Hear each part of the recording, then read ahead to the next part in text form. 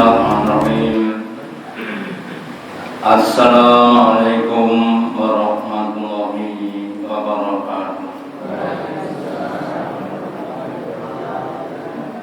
Alhamdulillahilladzi at'amana bi ni'matil iman wal Islam. Asyhadu an la ilaha illallah wahdahu la syarikalah wa asyhadu anna Muhammadan abduhu wa rasuluhu la nabiyya wa la rasula ba'da. Allahumma shalli ala Muhammad wa ala ali Muhammad kama shallaita ala ali Ibrahim innaka Hamidum Majid. Wa barik ala Muhammad wa ala ali Muhammad kama barakta ala ali Ibrahim innaka Hamidum Majid. Qala Allahu ta'ala fi kitabihil karim. A'udzu billahi minasy syaithanir rajim. Ya ayyuhalladzina amanu ittaqullaha haqqa tuqatih wa la tamutunna illa wa antum muslimun. Bapak Ibu hadirin yang dirahmati Allah Ta'ala, yang pertama dan utama, marilah kita selalu meningkatkan, menambah kesyukuran kita, keimanan dan ketakwaan kita kepada Allah Ta'ala dengan menjalankan perintah-perintahnya dan menjauhi larangan-larangannya. Bapak Ibu hadirin yang dirahmati Allah Ta'ala, kita lanjutkan kajian kita yang kemarin dengan judul Ikhtiqah. Kemarin sudah saya sampaikan bahwa ada 3 tipe orang yang bersalah. Yang pertama, tipenya iblis, orang yang ketika dia bersalah, dia kemudian mencari alasan pembenaran. Yang kedua adalah tipenya Bani Israil, orang yang kalau salah diingatkan, dinasihati, mau menerima, tapi hatinya gondok, hatinya mangkal hanya dengan orang yang menasihati. Dan yang ketiga adalah tipenya para malaikat, orang yang ketika dia salah diingatkan kemudian dengan sukarela, dengan senang hati dia mau untuk menerima dan kemudian memperbaiki tingkah laku yang salah. Nah, kalau kita cermati di dalam Al-Quran Bapak Ibu, ternyata para nabi, orang-orang yang mulia itu juga mau untuk mengakui kesalahan. Contohnya siapa ya? Contohnya kakek moyang kita, yaitu Nabi Adam alaihissalam. Ketika dia salah melanggar aturan Allah, kemudian dia dan istrinya dengan sadar, dengan lenggono berkata matur kepada Allah. Qala, keduanya berkata, yaitu Adam dan Hawa. Rabbana zalamna anfusana, wahai Tuhan kami, duh Allah, kami telah berbuat zalim, aniaya dengan diri kami, yaitu dengan melanggar aturan-aturan kami. Wa ilam taghfir lana, dan jika tidak Engkau mengampuni kepada kami, wa tarhamna, dan Engkau tidak merahmati kepada kami, lalakunanna minal khasirin, sungguh kami akan menjadi orang-orang yang rugi.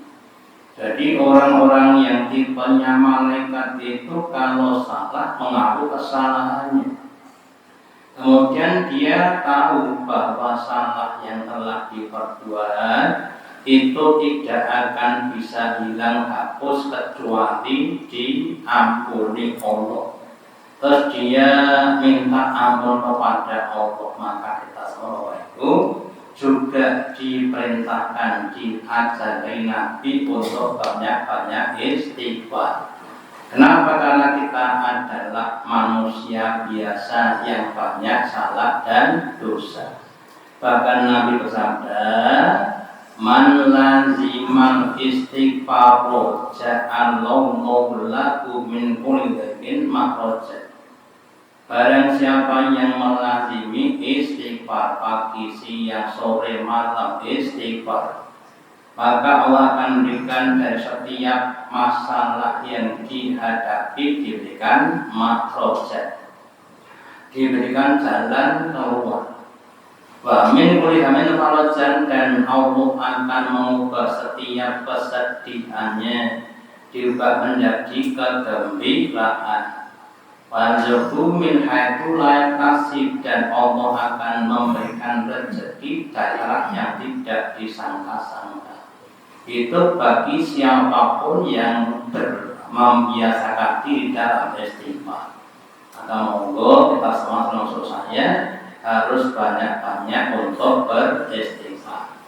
Wa tarhamna, dan engkau tidak merahmati kami. Kita tahu Bapak Ibu bahwa Allah Ta'ala itu salah satu tanda rahmatnya, Allah akan memberikan apapun yang dibutuhkan oleh hambanya di dunia ini. Meskipun hamba itu tidak mau menyembah kepada Allah, ya. Orang-orang kafir, orang yang menentang Allah itu tetap diberi rezeki oleh Allah. Kenapa? Karena Allah zat yang rahman, ya.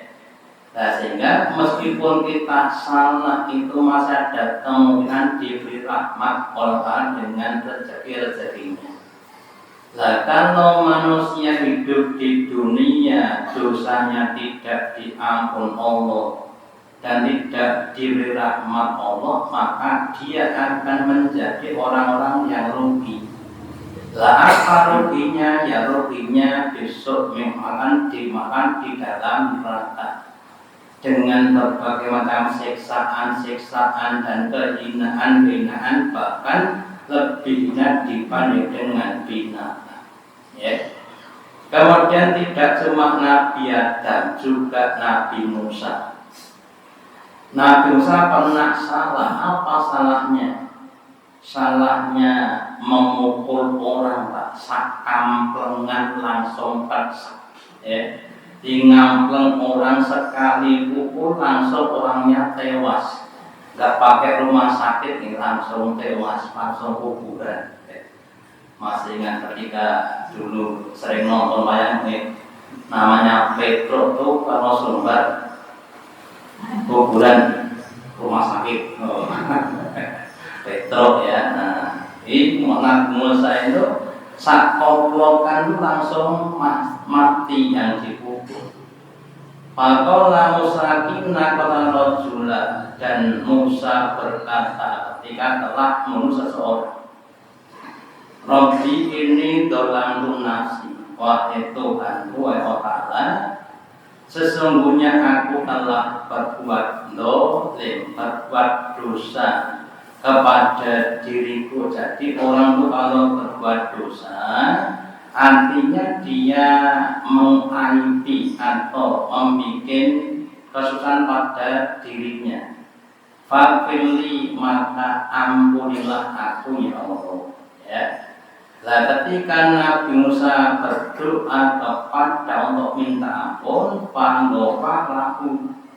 Pandofarolahu, maka Allah mengampuninya. Kenapa? Karena Allah innahu wal rahim, karena Allah zat yang maha pengampun lagi maha penyayang. Jadi kalau kita ini dengan sukarela, dengan melenggono, dengan sadar diri mengenai kesalahan, meskipun salah kita itu paribasan sak sunduling langit, sak untuk ing segoro sebanyak buih di lautan. Kalau kita mau minta kepada Allah ampun, Allah akan mengampuni. Makanya tidak boleh kita putus asa. Pak, kok kamu nggak sholat ben sisan? Sisan sing nang rokok, sisan sing nang rokok pripun? Enggak, belum tahu kan ngerti rasanya rokok. Ben kulon ben cilik yang gak diahli maksiat. Itu orang yang setiap hari maksiat sampai membunuh 100 orang itu kalau mau tobat diampuni Allah Ta'ala. Bahkan kalau dia sadar Allah akan memberikan ampunan yang lebih besar dibanding dengan dosa-dosanya. Dosanya sepenuh bumi, Allah akan berikan ampunan ya sepenuh bumi. Yaitu kalau kita mau untuk minta ampun, ya makanya kita jangan sampai putus asa, tapi ya jangan sampai kemudian ngelepet maksiat sih, ngobat istighfar. Setelah itu maksiat lagi, batu istighfar lagi. Ya kalau pas kamu matinya pas istighfar, kalau pas maksiat, ya, makanya kita ya jangan kemudian menyengaja untuk berbuat dosa. Terus selain Nabi Musa dan Nabi Adam, juga Nabi Yunus. Apa salahnya Nabi Yunus itu? Ya. Kalau Nabi Musa jelas salahnya mukul orang sampai mati. Nabi Musa, Nabi Adam salahnya melanggar aturan Allah. Salahnya Nabi Yunus itu apa? Salahnya adalah disuruh untuk berdakwah kepada kaumnya. Belum diperintah untuk pergi kok sudah pergi, itu namanya salah. Jadi kalau ada seorang ustaz ngajar suatu pengajian, lah muridnya belum jelek, kok ustaznya jelek, berarti salah itu. Benar-benar sak jelek muridnya, oleh pun jelek apa? Ampun, alhamdulillah, gitu. Dan juga gitu, saya ngajar di daerah makam haji, tinggal 6 orang, terus sebagian bilang, Pak Ustaz, pengajian udah mawon ditutup mawon dan mau punya orang penjenengan ada temu pun kita ya saya kan bukan saya kan nggak nutup ngaji ya, yang nutup sana saya kan nggak salah. Oke, makanya kalau kita yang namanya tidak harus sampai mati atau sampai diusir, ya meskipun cuma 2 orang, nah 2 temu ngomong kan karena dia berdoa, ya lah. Di Nabi Yunus itu ketika umatnya mau beriman, kemudian Nabi Yunus sudah lari duluan, itu salah. Sampai kemudian dia naik kapal, kemudian dilempar ke laut, kemudian ditelan oleh ikan.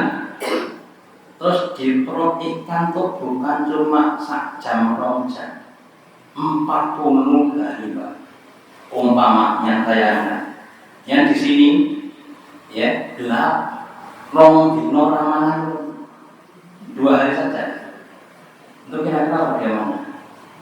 Di perut ikan itu 40 hari, ketika ingatnya naik, ikut naik, turun ya turun. Karena enggak menggok gini, memang enggak menggok. Panjenengan naik mobil, enggak menggok, kira-kira rasanya bagaimana? Enggak menggok mau aduknya, jadi susah.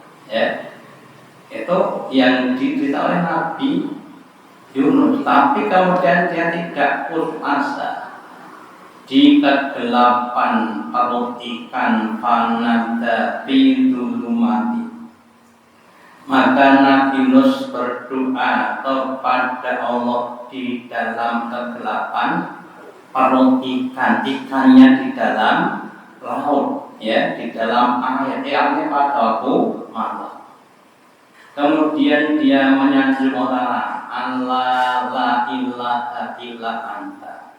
Ya Allah, sesungguhnya tidak ada Tuhan, tidak ada sesembahan kecuali Engkau. Subhanaka, Engkau yang maha suci. Engkau tidak punya kekurangan, Engkau tidak punya yang punya kelebihan-kelebihan. Sedangkan saya ini kuntu minal dzalimin.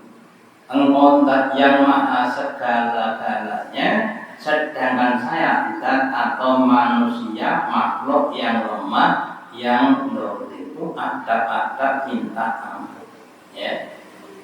Terus kemudian karena berdoa dengan menyanjung Allah, didoakan dengan kesungguhan, fastajabna lahu. Maka Allah kemudian mengijabahinya.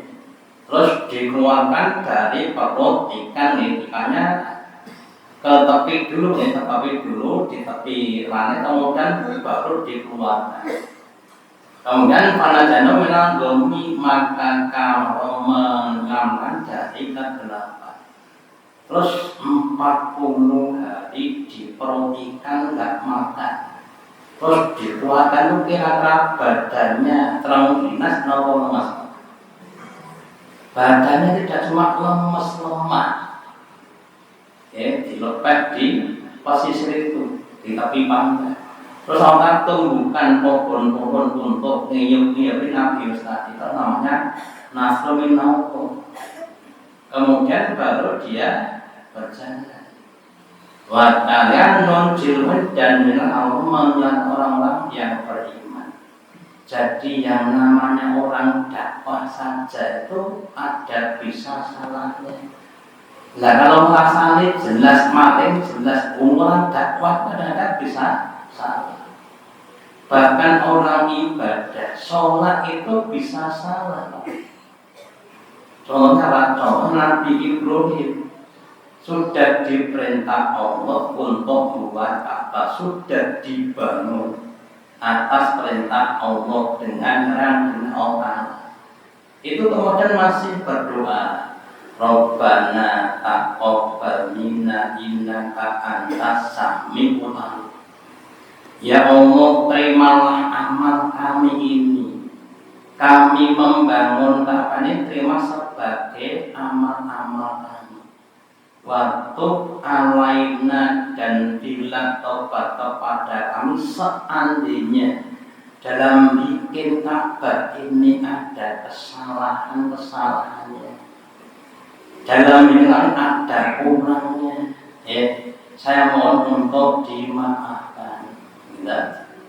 Kalau baca Quran merasa benar semua, ada yang salah. Kita banyak baca Quran, terus merasa benar padahal masih banyak yang salah. Kita infak itu kan jelas baik, tapi ada yang salah.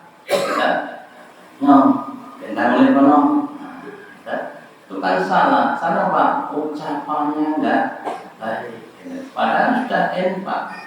Jadi di dalam hal-hal yang jelas-jelas baik saja masih ada memungkinkan ada salahnya.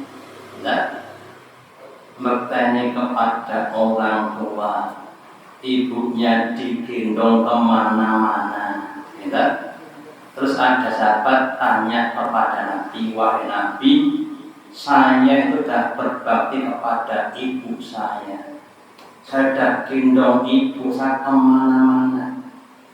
Apakah saya sudah bisa membalas ibu saya? Nabi katakan belum.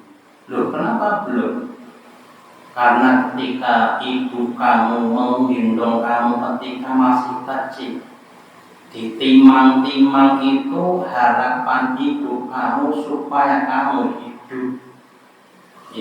Lah ketika kamu gendong ibu kamu, kira-kira gendong pisang pindopen telung itu dungane ben arek kulit nopo kok nopo ben mati. Kok ya ora mati-mati. Kita tuh banyak belum bisa malasnya di situ. Lah doa kamu ya belum tentu baik. Oh ya orang dah mati lah. Kita kadang-kadang kita.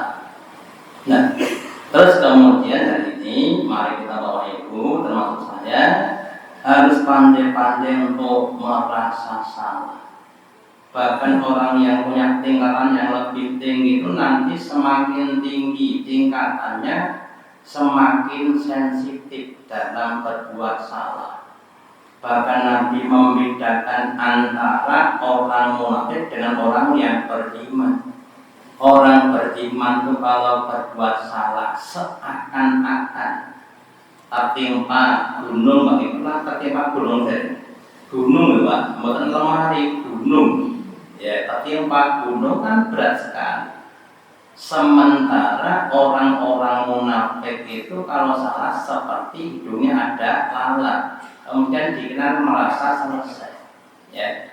Maka sekali lagi, kalau orang itu semakin tinggi tingkat iktirafnya, tingkat pengapalan, berarti semakin tinggi tingkat makomnya di hadapan Allah. Dan sebaliknya semakin rendah iktirafnya, berarti semakin rendah di hadapan Allah. Sudah jelas salah. Loh gitu kadang-kadang mencari kesalahan orang lain untuk apa? Membenarkan apa yang dia lakukan. Ya. Terus kemudian masalah dosa. Dosa itu yang kita lakukan ada dua macam. Yang pertama, dosa kita kepada Allah. Contohnya apa? Contohnya kita tidak sholat, tidak puasa Ramadan, itu namanya dosa kepada Allah. Yang kedua, dosa kepada sesama manusia, baik dalam hal mendolimi pada hartanya, jiwanya maupun kehormatannya, mengambil barangnya orang lain, nyelentik, ngetak, notok kepada orang lain, atau merendahkan orang lain, namanya hak-hak anda. Nah, dosa kita kepada Allah itu bisa dihapus dengan beberapa hal. Yang pertama, kita bertobat kepada Allah. Ya. Dosa-dosa kita meskipun sebanyak buih di lautan, kalau kita mau istighfar akan diterima Allah.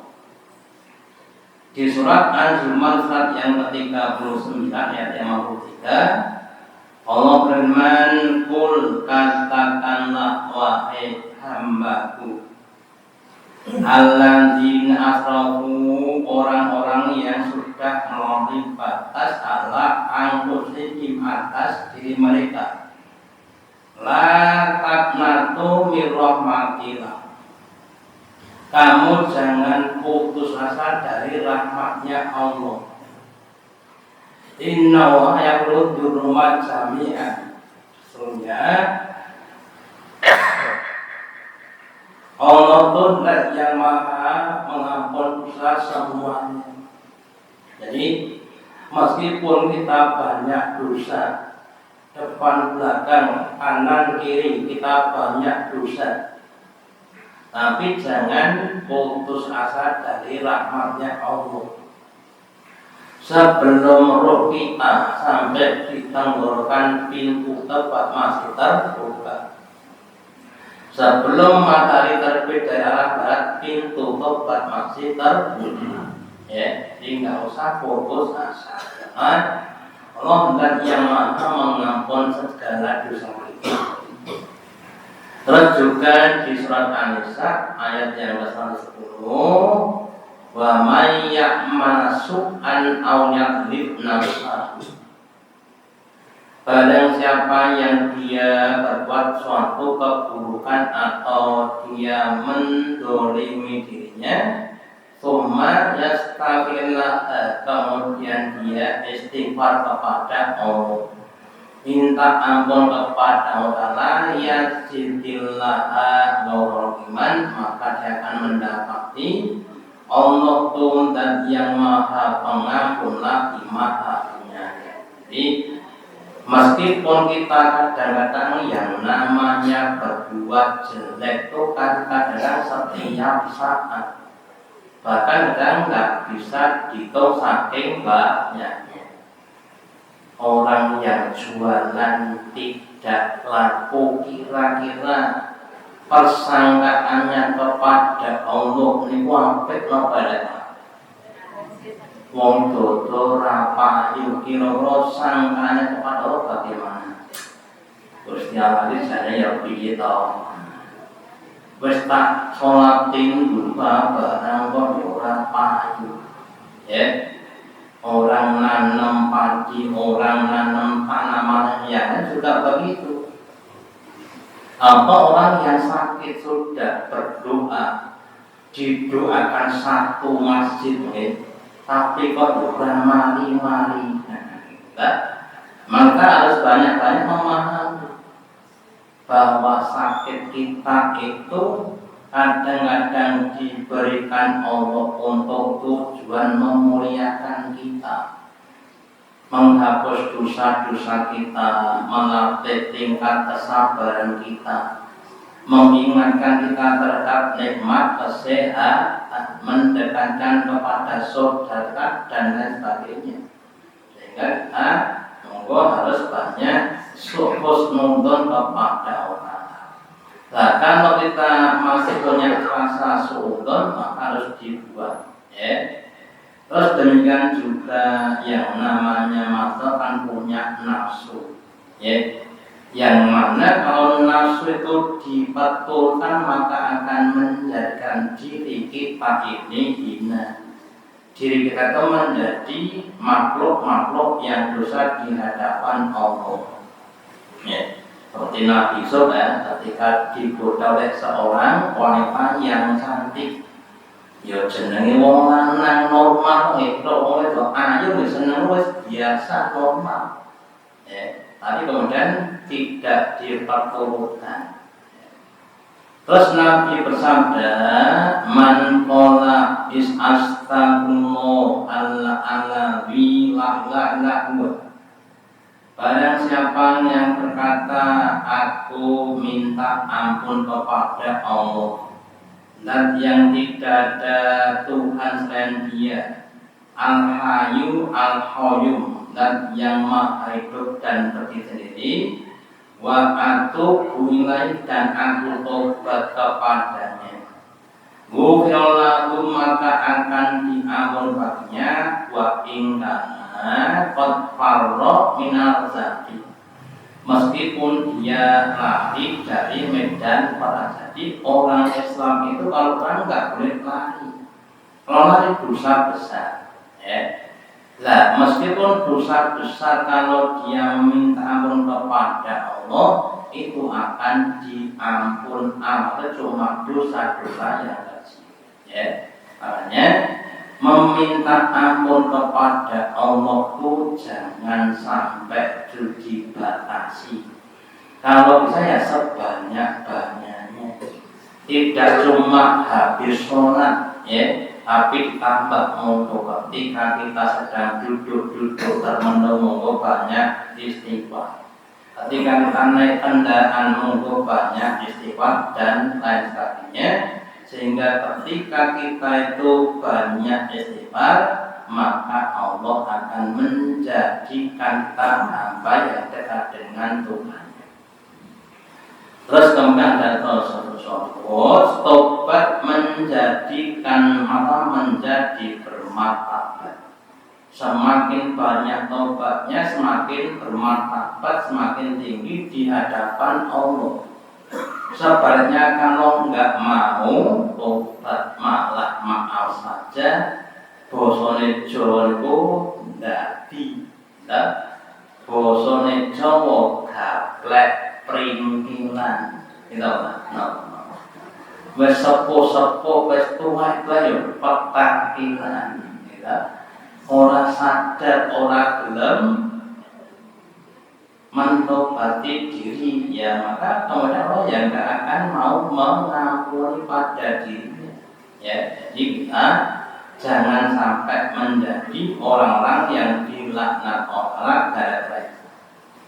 Kemudian yang berikutnya, selain minta ampun, dosa kita kepada Allah itu bisa dihapus dengan berbuat kebaikan. Allah berfirman di dalam surat yang ke-11 ayat 14, wa aqimis sholata tarafain nahari. Wahai umat Islam, didirikanlah sholat di antara dua ujung siang. Sebelum siang yaitu pagi, dan setelah siang yaitu sore.